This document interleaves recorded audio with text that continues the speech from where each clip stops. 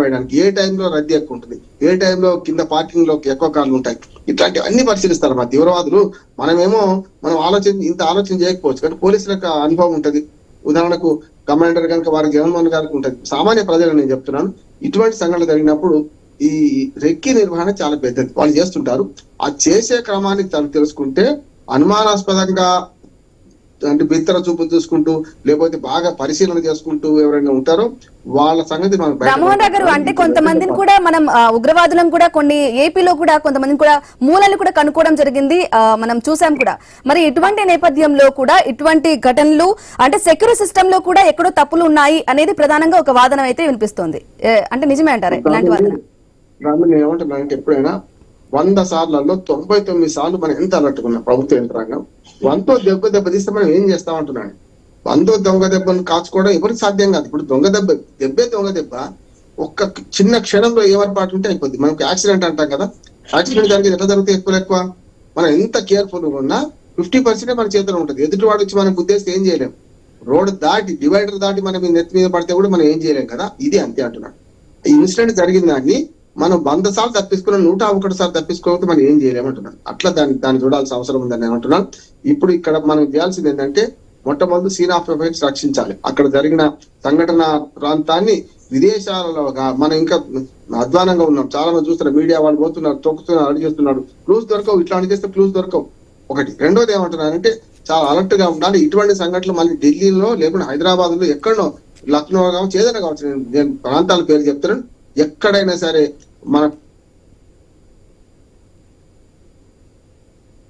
లేకపోతే ఊరుకుంటారు కూడా. ఇంకో దగ్గర అటెన్షన్ బాగా ప్లే చేస్తే అక్కడ ఊరుకునే పరిస్థితి ఉంటుంది. ఇప్పటికే హైదరాబాద్ లో రెడ్ అలర్ట్ ప్రకటించారు, నడుస్తున్నాయి. మూడో చెప్తాను నేను, ఇప్పటికైతే ఎవరైనా క్లైమ్ చేసుకోవచ్చని నేను అనుకుంటున్నాను. క్లైమ్ చేయలేదంటే 2 కారణాలు. జైషే మహమ్మద్ గానీ లేకుంటే లష్కర్ తోబా లాంటివి ఏమైనా క్లైమ్ చేసుకుంటే పాకిస్తాన్ మీద వెంటనే యుద్ధం ప్రకటిస్తాం మనం. అట్లా కూడా వాళ్ళు ప్రకటించుకోరు. అనామక సంస్థల వాడు ఎవరైనా ప్రకటించుకుంటాడా లేకుంటే ఎవరు ప్రకటించకుండా ఉంటారా అనేది కూడా నేను 2 ఊహిస్తున్నాను. ఏదైనా సరే దీన్ని రేపు బీహార్ ఎన్నికల రాజకీయాలు కూడా వాడుకుంటారని నేను అనుకుంటున్నాను. వరకే చెప్పండి, బీహార్ ప్రజలను భయకంపితం చేయడానికి బీహార్ లో జరగడానికి తక్కువ అవకాశం ఉంది. ఎందుకంటే బీహార్ లో హై అలర్ట్ ఉన్నది, ప్రతి సంఘటన పరిశీలిస్తున్నారు. వాళ్ళు ఏం చేస్తారంటే ఎక్కడ భద్రత తక్కువ ఉందో, ఎక్కడ కొంచెం మనం ఏమర్పాడుతున్నామో అక్కడ చేస్తారు. అది కూడా జనసమర్థం ఎక్కువ ప్రాంతాల్లో చేస్తారు. గతంలో చూసాం మనం లుంబిని పార్కు మనకు. అంటే ఇటువంటి అమాయకుల ప్రాణాలు తీయడమే వారి పనిగా పెట్టుకున్నారు అనుకోవాలంటారు. అంటే ఎందుకంటే ఇప్పటి వరకు కూడా అదే 2 అంటున్నాను నేను. ఎప్పుడు కూడా వీళ్ళు ఈ ముష్కరులో మన వామపక్ష తీవ్రవాదంలో కొంచెం సిద్ధాంతం ఉండి పాడైతుంది, అది కూడా తప్పే. కానీ ఇక్కడికి వచ్చాక ఏమవుతుందంటే మీరు ముస్లింలా హిందువులా కూడా ఉండదమ్మ వాళ్ళు చంపడం అంతెందుకు.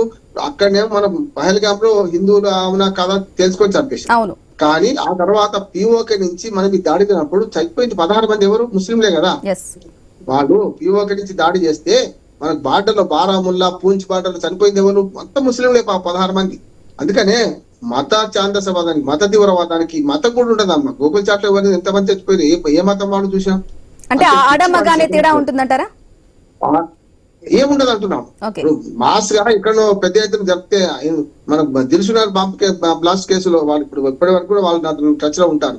చూస్తున్నాం ఎంతమంది చచ్చిపోయారు, ఎట్లా చచ్చిపోయారు చూశారు కదా. ఇక్కడ కూడా ఏమంటున్నా అంటే వాళ్ళకి ఏంటంటే జనసమర్థం ఉన్న ప్రాంతంలో ఈ పెళ్లి జరుపుదాం అనుకున్నారు, జరిపేశారు. క్లైమ్ చేసుకోకపోతే ఓ రకంగా ఆలోచన చేయాలి. ఎందుకంటే క్లైమ్ చేసుకోకపోతే ఇంకా పెద్ద కుట్ర ఉన్నట్టే లెక్క అంటున్నాడు. ఎవడు క్లైమ్ చేయలేదు అనుకోండి అంటే పాకిస్తాన్ దీని వెనక నడిపించినట్టే లెక్క. బంగ్లాదేశ్ కూడా నడిపించవచ్చు. వాళ్ళ అపకారికి ఉపకారం చేస్తున్నారు. బంగ్లాదేశ్ కూడా వాళ్ళకి ఏముందంటే వాళ్ళ హసీనాను మన దగ్గర ఉంచుకున్నామనే కోపం ఉన్నది, దీనివల్ల కూడా కావచ్చు. నేనేమంటున్నానంటే ఇది పూర్తిగా మత తీవ్రవాద చర్య అని నేను అనుకుంటున్నాను. దీనివల్ల ఏం చేస్తారంటే దేశంలో భద్రతకరమైంది. ఢిల్లీ లాంటి గుండెకాయనే మేము తెచ్చేసినాం, ఇంకెవడు మాకుంటాడు అడ్డు అని అంటారు. కొన్ని పార్టీలు కూడా దానికి మద్దతు ఇచ్చే పార్టీలు కూడా మన దేశంలో పాడైనాయి. మన దుర్మార్గం ఏంటంటే మన దేశంలో ఇవన్నీ నడుస్తున్నాయి.